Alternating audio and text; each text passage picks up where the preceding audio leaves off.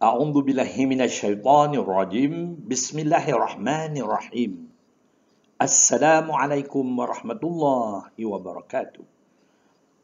Selamat datang ke channel Cikgu Kasim Latif.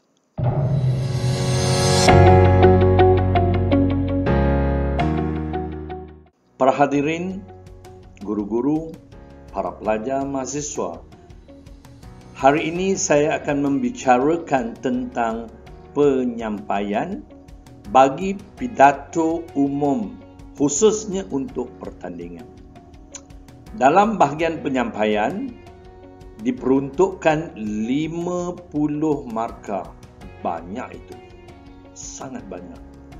Jadi, teliti, hati-hati dengan apa yang akan saya sampaikan. Pertama sekali, seseorang pemidato akan dinilai dalam bahagian penyampaian ialah kualiti suara. Apa yang dimaksudkan dengan kualiti suara? 10 markah, banyak tu. Maksudnya ialah suara kita hendaklah lantang, tepat mengucapkan kata-kata, audiens mendengar dengan jelas setiap patah perkataan yang kita lontarkan. Tidak ada suara yang tenggelam timbul. Tidak ada satu suara yang tidak kedengaran oleh penonton. Sekali lagi, khususnya para hakim. Yang kedua, penggunaan nota. Seseorang pemidato yang bagus biasanya menghafal apa yang akan disampaikan kepada audiens. Namun, para hadirin boleh membawa kertas nota sekadarkan untuk merujuk. Biasanya saya galakkan bawa kertas nota yang berukuran 3 inci kali 5 inci. Dan jangan tulis secara detail apa yang kita nak sampaikan.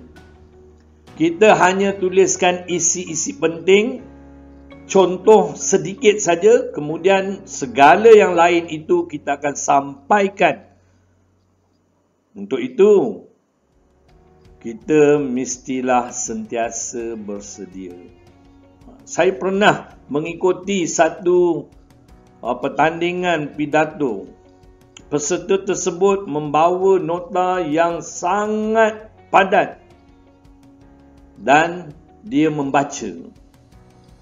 Maka markah untuk penggunaan nota adalah kosong kerana ini adalah pertandingan pidato.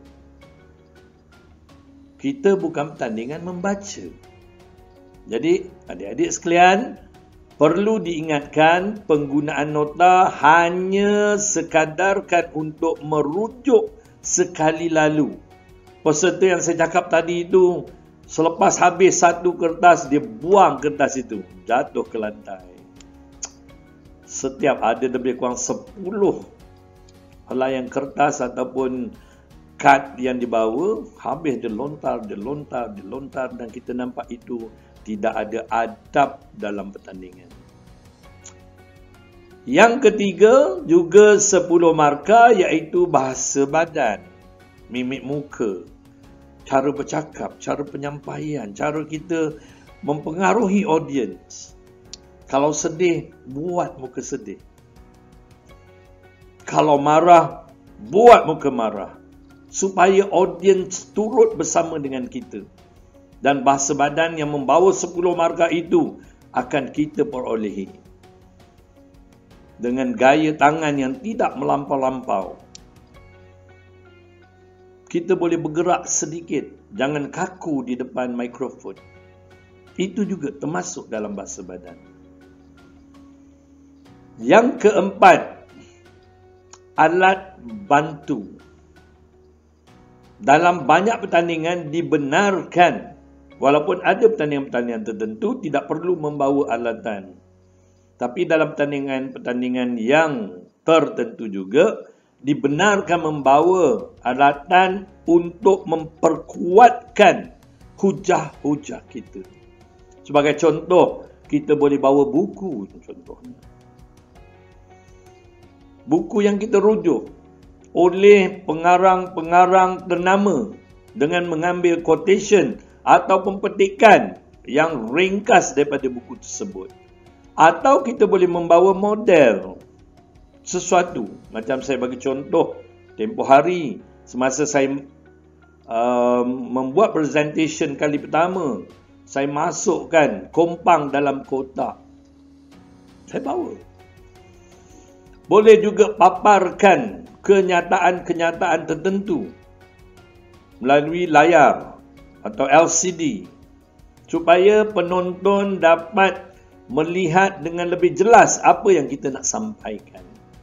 Jadi alat bantu juga memainkan peranan penting. Oleh itu, 10 markah diperuntukkan. Dan yang kelima ialah kesesuaian tajuk. Apabila kita mendapat suatu tajuk, macam yang saya beri contoh hari itu adalah kemalangan jalan raya, kita ambil pemandu mabuk, kita ambil memandu secara berbahaya tanpa lesen, kemudian kesan daripada jalan raya yang digali dan tidak ditimbus dengan sempurna, itu untuk sebab berlaku kemalangan jalan raya. Jangan nanti kita masukkan akibat kemalangan jalan raya, 3 isi berkaitan akibat, walhal yang nak ditanya ataupun dalam tajuk kita adalah sebab-sebab berlaku kemalangan jalan raya. Dan kita beri pula akibat berlaku kemalangan jalan raya, maka itu dah terkeluar daripada tajuk. Jadi para hadirin, adik-adik, guru-guru, mahasiswa-mahasiswi kena ingat fokus kepada kehendak tajuk kita. Kalau tajuk itu berkehendakkan kesan-kesan, contohnya kesan-kesan buruk yang berlaku jika alam sekitar tidak dijaga dengan sempurna, so kita bagi kesannya. Mungkin udara tercemar, bau busuk dan sebagainya. Jangan beri sebab-sebab alam sekitar rosak, contohnya penebangan hutan, tak ada kena-mengena dengan soalan. Maka kesesuaian tajuk itu juga sangat penting. Markah yang diperuntukkan adalah 5. Dan yang akhir sekali, yang ke-6 dalam bahagian penyampaian ialah pembahagian masa. Dalam siri yang lepas, saya ada menyentuh sedikit sekali lalu saja tentang pembagian masa. Biasanya dalam pertandingan pidato umum, diperuntukkan 8 minit sahaja. Jika kita benar-benar bersedia, 8 minit itu sangat pendek. Tetapi jika tidak bersedia, 8 minit itu rasa macam setahun. Kita boleh menggigil atau pentas kerana audien melihat kita. Tapi saya pasti dengan adik-adik, mahasiswa-mahasiswi mengikuti channel saya ini, sedikit sebanyak boleh memberi satu impak yang besar kepada para penonton untuk menjadi seorang pemidato yang hebat. Pembahagian masa diperuntukkan 5 markah. Sebaik-baiknya kita hanya daripada 8 minit, kita ambil 1 minit atau 1 minit setengah untuk pengenalan dan kesimpulan atau penutup 1 minit atau 1 minit setengah, iaitu 2 minit atau 2 minit setengah atau paling tinggi 3 minit, dan kita ada 5 hingga 6 minit untuk menghuraikan isi atau badan pidato kita. Maksudnya, satu isi kita ada 2 minit, itu sangat bagus. Kita huraikan isi pertama dengan contoh-contohnya yang relevan, isi kedua dan isi ketiga 2 minit, 2 minit, 2 minit dengan penerangan yang padat. Dalam pidato kita tidak boleh meleret-leret bercerita.